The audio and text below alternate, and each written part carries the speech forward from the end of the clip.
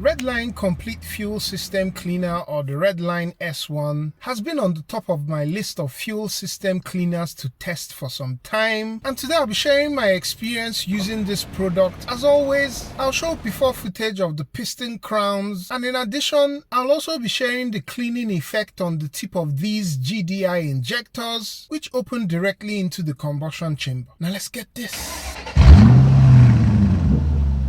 Car is my 2017 Honda Accord with 96,000 miles on the odometer. I'll go ahead and strip things down so that we can get our baseline footage of the direct injectors and the piston crowns. I've now used a number of fuel system cleaning products on this car, and maybe I should plan to do a comparison across these cleaners at some point. Let me know if that's something you want to see in the comments. We're finally at the spark plugs. I'll be using this Teslong dual lens articulating bore scope. And so let's go into cylinder 1. You can see that there's some carbon buildup, especially around the edges of the piston. But if you zoom in, you can also see that there's a light coating of carbon in the center area of the piston. I then switch over to the 90-degree lens of the bore scope. The injector nozzle or tip is almost obscured with heavy carbon buildup. There's also a lot of buildup on the entire combustion recess area, except for some of these areas where there's some exposure of bare metal. Moving over to cylinder 2, the center is much better, but again, still some carbon buildup as you go towards the edges of the piston, and it's the same story for the tip of the injector as well as other parts of the combustion chamber. You can just see this buildup all across. For cylinder 3, again, the center is cleaner, but there's some buildup, and the valve relief in this area has quite some deposits.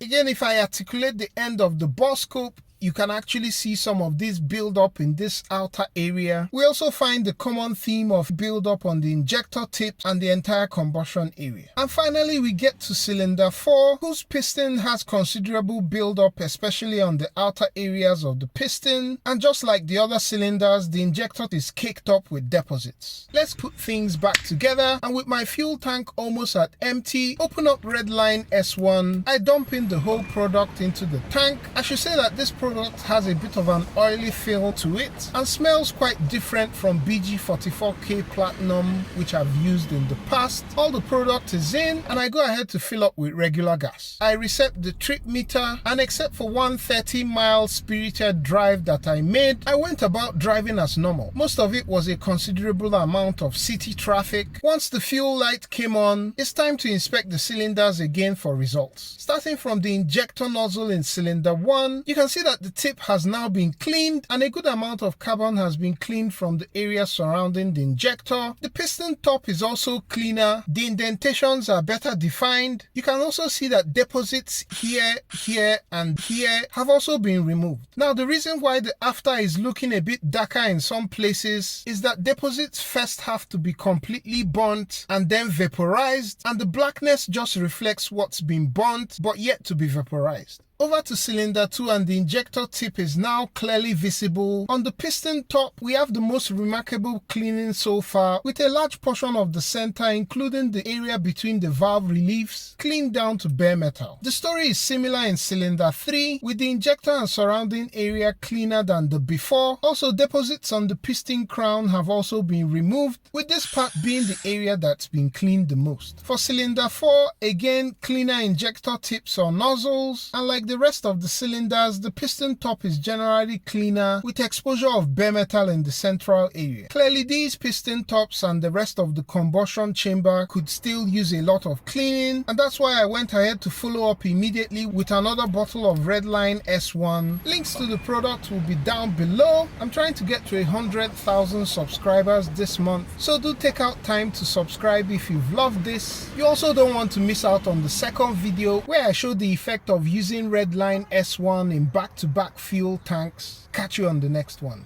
Peace!